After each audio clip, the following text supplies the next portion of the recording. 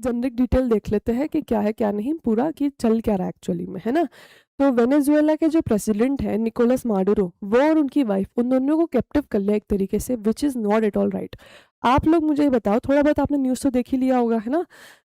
वैसे तो सबसे पहले आपको मुझसे ही न्यूज़ मिलती है, पर कल मैं एब्सेंट थी तो अब आपने ढूँढ ली होगी कहीं और से न्यूज़। तो यहाँ पे मुझे एक चीज़ बताओ, सबसे पहले बस यही कि चलो ठीक है, वेनेजुएला के राष्ट्रपति पर बहुत समय से आरोप लग रहे हैं कि भैया ये तो नारकोटिक और ड्रग ट्रैफिकिंग करता है, ड्रग कार्टेल मेंटेन कर रखा है इसने, और वेनेजुएला का ड्रग जो है ये बहुत ज़्यादा अमेरिका में आता है। चलो ये ठीक है, मान लिया ये चीज़।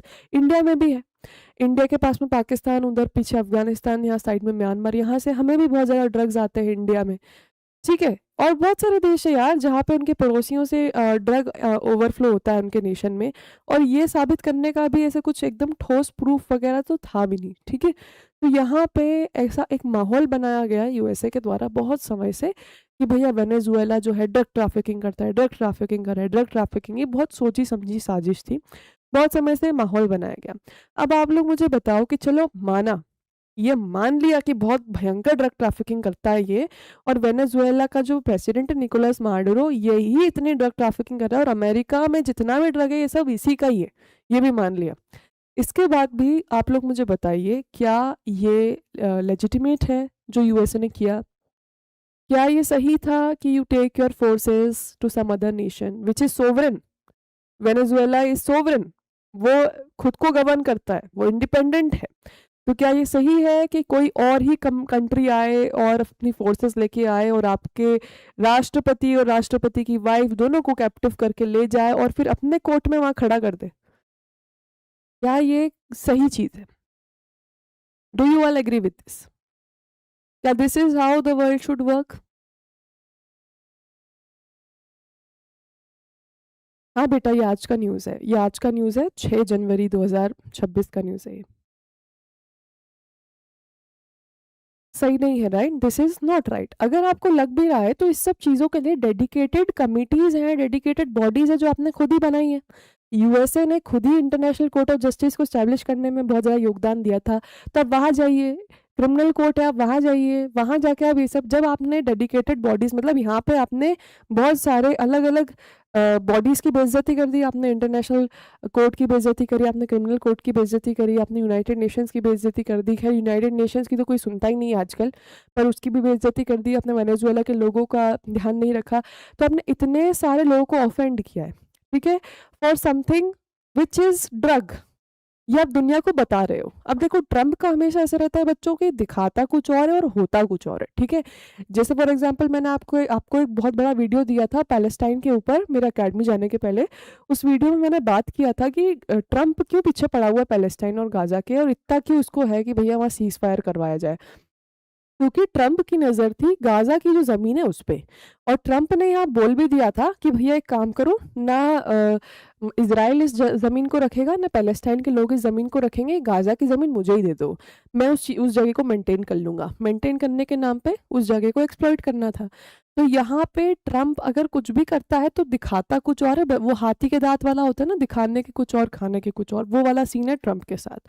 तो यहाँ भी उसने यही किया, पूरे विश्व भर में मीडिया के थ्रू उसने माहौल बनाया कि वेनेजुएला तो ड्रग सप्लाई करता है, ड्रग सप्लाई, ड्रग सप्लाई। 6 महीने से तो हम यही सुन रहे हैं, हमने कितनी बार ये न्यूज़ देख ली है, ठीक है? हमने खुद ये 3-4 बार डिस्कस कर लिया वेनेजुएला के मैप के साथ, सीज के साथ, हमने देख लिया था कि कहाँ उसने अपनी शिप्स डिप्लॉय कर रखी है, वेनेजुएला में प्रेशर बना रहा है ना, ये सब चीज़ें हमने देख ली थी।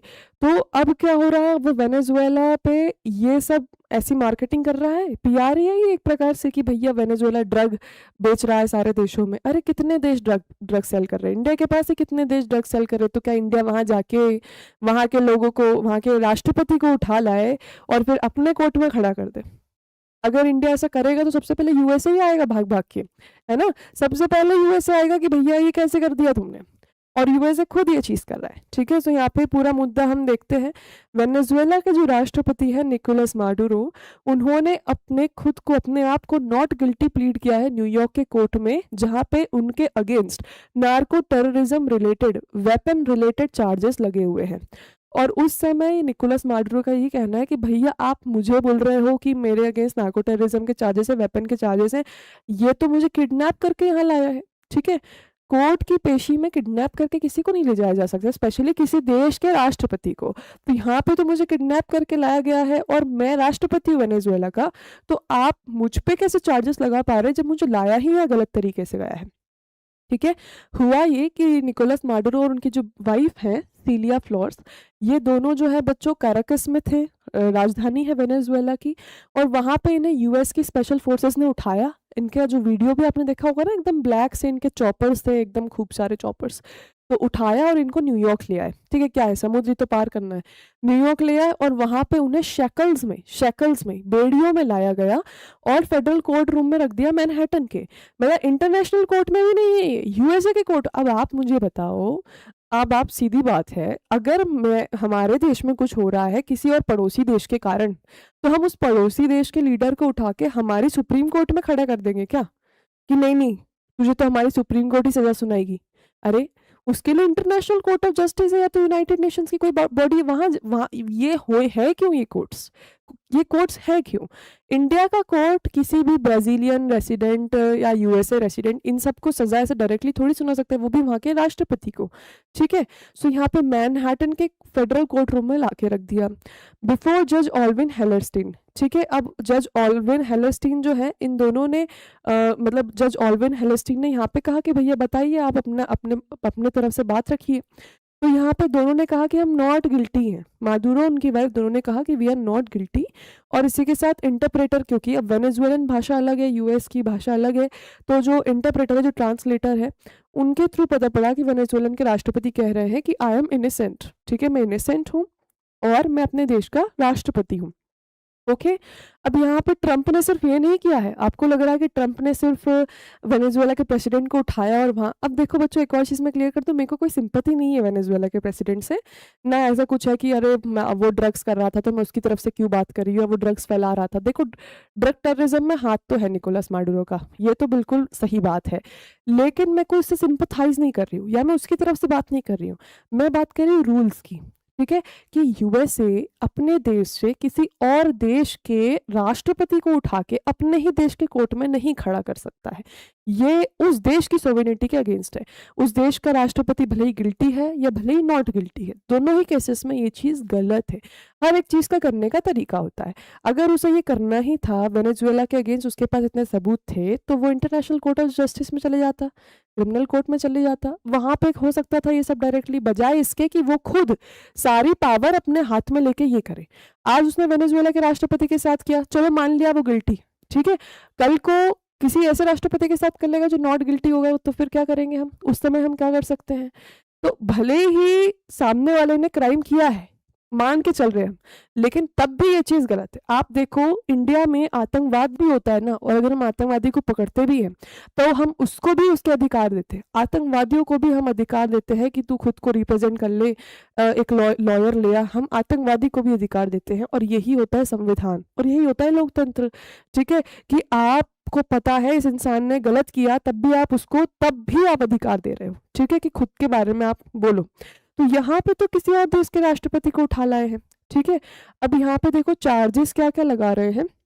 तो मादुरो के ऊपर 4 चार्जेस लग रहे हैं, एक तो नार्को टेररिज्म का, दूसरा कोकेन इंपोर्ट करने का यूएसए में, तीसरा मशीन गन्स का, और चौथा कि भैया इन्होंने जो है डिस्ट्रक्टिव डिवाइसेस, ऐसे वेपन्स रखे हुए हैं। तो ऐसे 4 तरीके के इल्जाम उन पर लग रहे हैं जिनके ऊपर कार्रवाई चल रही है। अब फ्लोर जो है, उनकी जो वाइफ है, उनके ऊपर भी कोकेन इंपोर्ट को लेकर जो है चार्जेस लगाए गए हैं, और उनके ऊपर भी वेपन रिलेटेड चार्जेस लगाए गए हैं। और नार्को टेररिज्म में उनका इन्वॉल्वमेंट नहीं है, लेकिन यहाँ पर दोनों को लाइफ इम्प्रिजनमेंट मिल सकती है।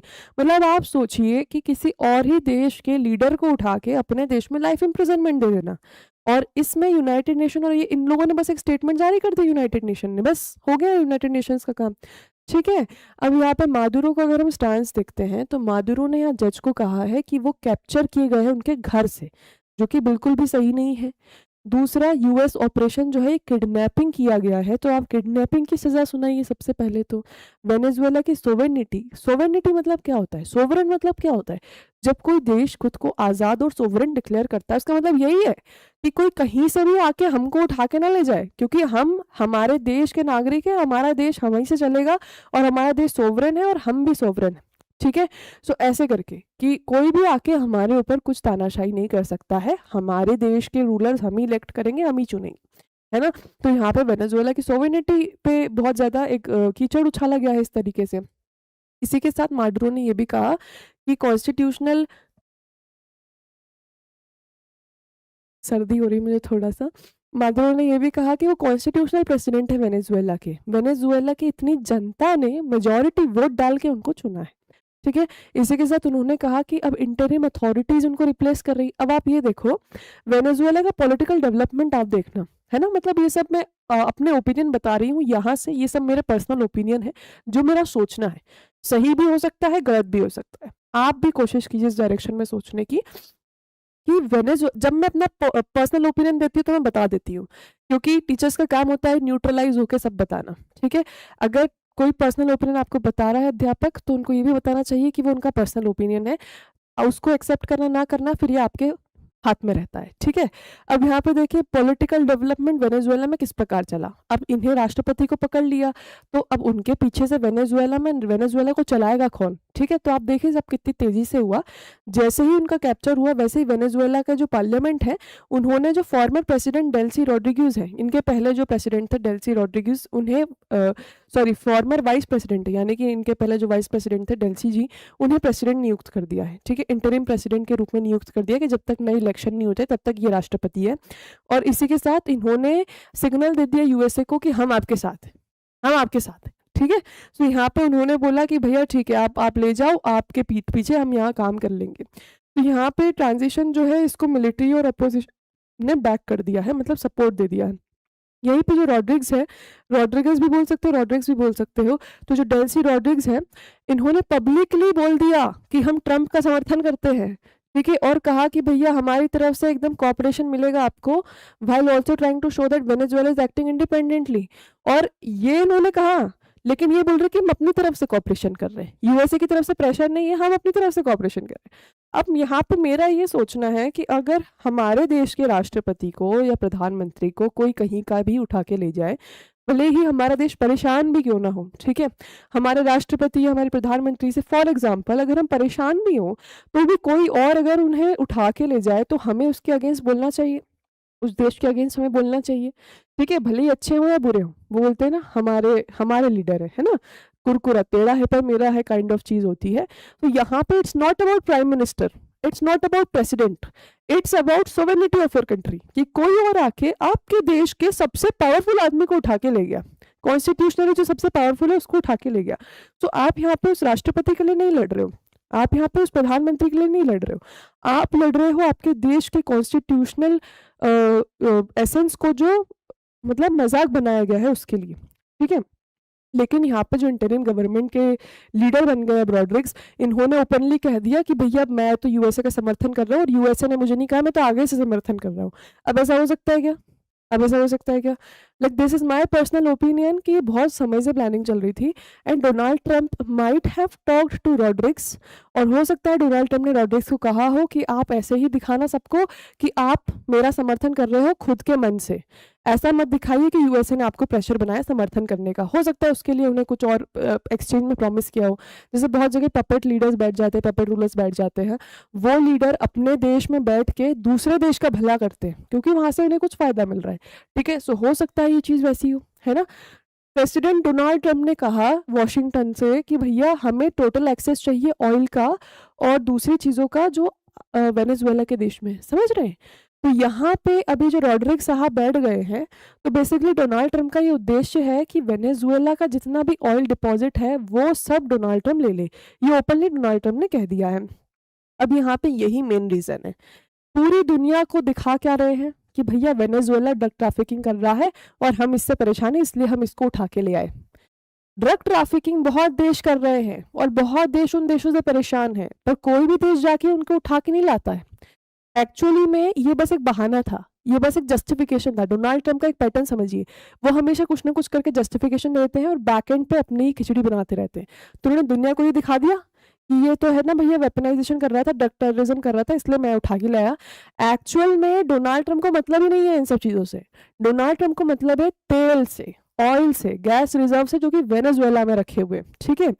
अभी क्या है, वेनेजुएला में जितने भी ऑयल रिजर्व्स थे, वेनेजुएला ने यूएसए को देने से मना कर दिया कि नहीं, हम नहीं देंगे तुमको। अब यूएसए क्या करता है, बहुत सारे देशों के ऑयल रिजर्व्स लेता है, उनको प्रोसेस करता है, फिर वापस एक्सपोर्ट करता है। यूएसए के पास खुद के एक्चुअल ऑयल रिजर्व्स नहीं है इतने, वो दूसरे देशों से बुलवाता है। सिमिलरली वेनेजुएला, अब वेनेजुएला के पास जो ऑयल है ना, उसकी क्वालिटी बहुत अच्छी है। मतलब यूएसए जो बाकी देशों से ऑयल लेता है as compare to Venezuelan oil, ये ऑयल बहुत अच्छी क्वालिटी का है, ठीक है। और इसी के साथ यूएसए को अभी ऑयल चाहिए, क्योंकि रशिया से तो ऑयल नहीं ले रहा है, ठीक है। तो यूएसए को अभी ऑयल चाहिए ताकि वो अपनी डोमिनेशन बना पाए, पूरी पूरी दुनिया पे डोमिनेंस, अपना राज जमा पाए, इसलिए। तो अब यहाँ पे क्या है, उन्होंने पहले ही कह दिया है भैया कि हमें तो इनका ऑयल चाहिए, हमें इनके जितनी भी oil related, gas reserve related चीज़ें वेनेजुएला में, हमें चाहिए, ठीक है। और इसी के साथ उन्होंने सैंक्शन रिलीफ और फ्यूचर रिलेशंस लगा दिए वेनेजुएला से कि चलो ठीक है। अब वेनेजुएला में नया जो लीडर आ गया है, ये भी सुनो, वेनेजुएला में जो नया लीडर आ गया है इंटरिम गवर्नमेंट का, रॉड्रिग्स, उसको बोल दिया कि भैया अब आप हमारे समर्थन में हो ना, तो अब आप पे हम कोई टैरिफ नहीं लगा रहे, अब आप आराम से अपना शासन करो, समझ रहे। तो because of all of these things somewhere in your mind it enters कि ये सब सोची समझी साजिश थी, कहीं ना कहीं इंटरिम गवर्नमेंट का भी शायद हाथ इसमें हो सकता है। क्योंकि अगर यहाँ पे हमारे देश के सबसे कॉन्स्टिट्यूशनली पावरफुल आदमी को कोई उठा के ले जाए, और आप इतनी जल्दी जल्दी इंटरिम गवर्नमेंट से, इतनी जल्दी जल्दी आपने इंटरिम लीडर अपॉइंट कर लिया, इतनी जल्दी आपने डिक्लेयर कर दिया कि आप उसके समर्थन में, आपने कुछ आवाज़ ही नहीं उठाई उसके खिलाफ, और उसके बाद आप एकदम बोल रहे हो कि यूएसए का प्रेशर नहीं, हम तो खुद से कर रहे हैं, और उसके बाद ये भी आ गया कि भैया अब आपके ऊपर सारे टैरिफ हट गए, है ना। तो समवेयर और the other there are some internal involvement also from Venezuelan side, ठीक है। चलिए, फेडरल जज ने जो है ऑर्डर किया है माडुरो और उनकी वाइफ फ्लोर्स को कि आपको यूएस कस्टडी में ही रहना है, और अगली डेट इन्हें मार्च 17 की दी है प्री ट्रायल के लिए, यानी 17 मार्च से इनके प्री ट्रायल प्रोसीडिंग्स चालू हो जाएंगे। तो यहाँ तक समझ में आया बच्चों आप लोगों को? अब यहाँ पे एक चीज जो आपको समझना है वो ये है कि रशिया, चाइना, वेनेजुएला, ये तीनों का अच्छा गठबंधन था, ठीक है। क्योंकि रशिया भी बढ़िया एकदम ऑयल एक्सपोर्ट करता है, वेनेजुएला भी बहुत बढ़िया ऑयल एक्सपोर्ट करता है, और चाइना के पास टेक्नोलॉजी है। सो इनका जो एक पूरा ग्रुपिंग था ये बहुत स्ट्रांग हो गया था, ठीक है। सो उस ग्रुपिंग को भी कहीं ना कहीं हैम्पर, अब वेनेजुएला यूएसए की साइड में आ गया है, समझ रहे हैं। मतलब एक लीडर को उठाया इन्होंने और पूरा देश इनके साइड आ गया, क्यों? क्योंकि इंटरिम प्रेसिडेंट इनका है। अब इंटरिम प्रेसिडेंट यूएसए वाला है, समझ गए। वो प्रेसिडेंट ऐसा है कि वो यूएसए का समर्थन करेगा अब हर तरफ से। तो यहाँ मतलब उसने इतनी बड़ी साजिश की है जो कि पूरी तरीके से इलीगल है इंटरनेशनली, और तब भी कोई और कुछ बोल नहीं पा रहा है, क्योंकि वेनेजुएला खुद कुछ नहीं बोल रहा है ना, क्योंकि वहाँ पे जो लीडर इंस्टॉल किए हैं वो लीडर ही यूएसए लेड है। ओके, चलो अब आगे देखते हैं।